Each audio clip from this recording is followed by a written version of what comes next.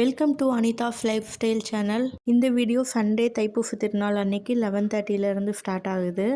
நல்ல நேரத்தில் 1:30 மணிலேருந்து 2:30 மணிக்குள்ளே சாமி கும்பிட்றதுக்காக சமையல் வேலையெல்லாம் ஆரம்பித்தாச்சு. முதல்ல சாதத்துக்கு அரிசியும் வடைக்கு கடலைப்பருப்பையும் ஊற வச்சாச்சு.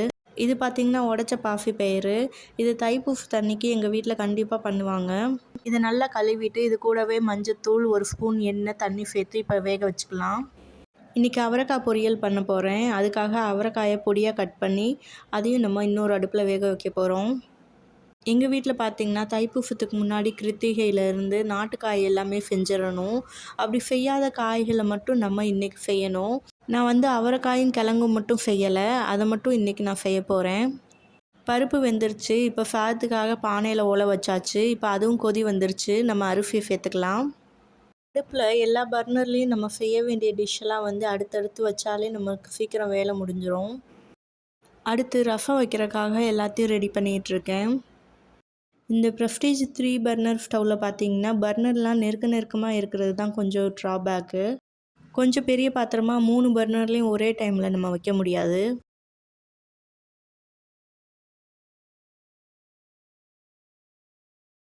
வேக வச்ச பருப்பு ஆவி அடங்கி ரெடி ஆயிடுச்சு.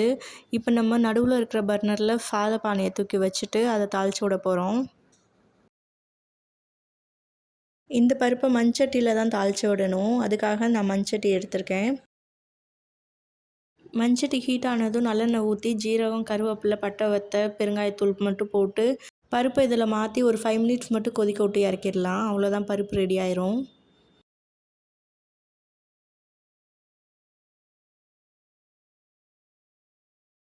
இது கொதி வரக்குள்ளேயும் நார்மல் பருப்பை நல்லா கழுவிட்டு அதையும் எடுத்து வச்சுருக்கேன் குக்கரில். இதை மாற்றிட்டு அதை எடுத்து வச்சிடலாம்.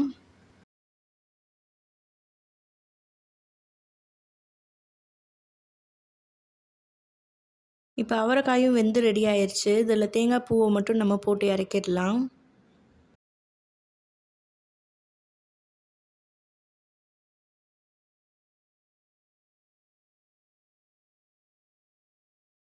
அடுத்ததாக அடுப்பை ஃப்ரீயாக விடாமல் ரசத்துக்கு நம்ம தாளித்து விட்டுறலாம். ஏற்கனவே ரெடி பண்ணி வச்சாச்சு.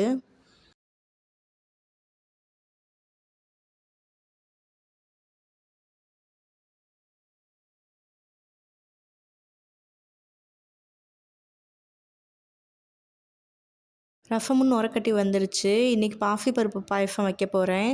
அதுக்காக ரசத்தை இறக்கிட்டு இப்போ நம்ம பருப்பை வேக வச்சுக்கலாம். அடுத்ததாக குக்கரில் இருந்து பருப்பு விசில் விட்டு வெந்துருச்சு. அதை இறக்கிட்டு சாம்பாருக்கு தாளித்து விட போகிறேன். வழக்கமாக எல்லோரும் செய்கிற மாதிரி சாம்பாருக்கு எண்ணெய் ஊற்றி கடுகு, சீரகம், பெருங்காயத்தூள், கருவேப்பிலை சேர்த்து அது கூடவே நறுக்கி வச்சுருந்த காய்கள்லாம் சேர்த்து நல்லா வதக்கி விட்டுக்கலாம். இதை வதக்கிக்கிட்டு இருக்கும் போதே சாதமும் ரெடி ஆயிடுச்சு. அதையும் இப்போ வடித்து விட போகிறேன். அடுத்ததாக சாம்பாருக்கு ஊற வச்சுருந்த புளி தண்ணியும் சேர்த்துக்கலாம். அது கூடவே மசாலாலாம் சேர்த்து கொஞ்சம் கிளறி விட்டுட்டு அது பாட்டுக்கு வேகட்டும்.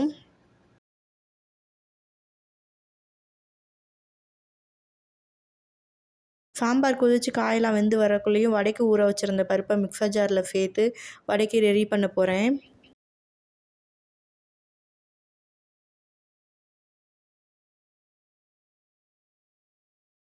வடைக்கு அரைச்சி எடுத்துகிட்டு வந்தாச்சு. சாம்பாருக்கு வேக வச்சுருந்த காயெல்லாம் வெந்துருச்சு.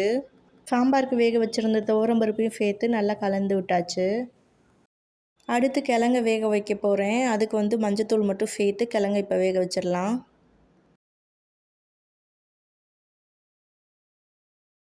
சாம்பாருக்கு கொத்தமல்லி மட்டும் தூவிக்கிறேன். இப்போ வடைக்கு தேவையான வெங்காயம், பச்சை மிளகாய், கொத்தமல்லியை கட் பண்ணி வச்சுக்க போகிறேன். இப்போ சாம்பார் ரெடி ஆயிடுச்சு. அதை இறக்கிட்டு வடைக்கு பாத்திரத்தை வச்சிடலாம்.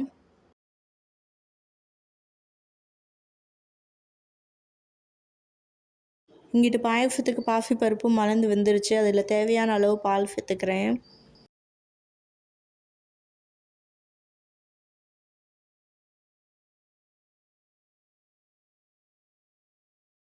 இப்போ வடையை சேர்த்துட்டு கிழங்கும் வெந்துருச்சு. அதையும் இறக்கிடலாம்.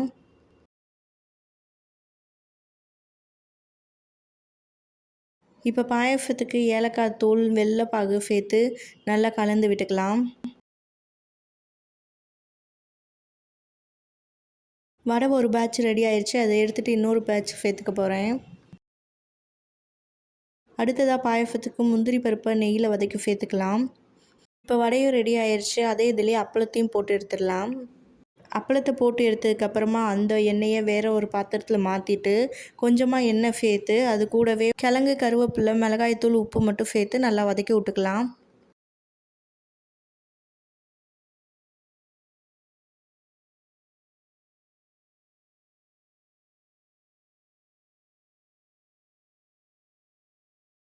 இப்போ விரதம் விடுறதுக்காக சாப்பாடு எல்லாமே ரெடி ஆயிடுச்சு.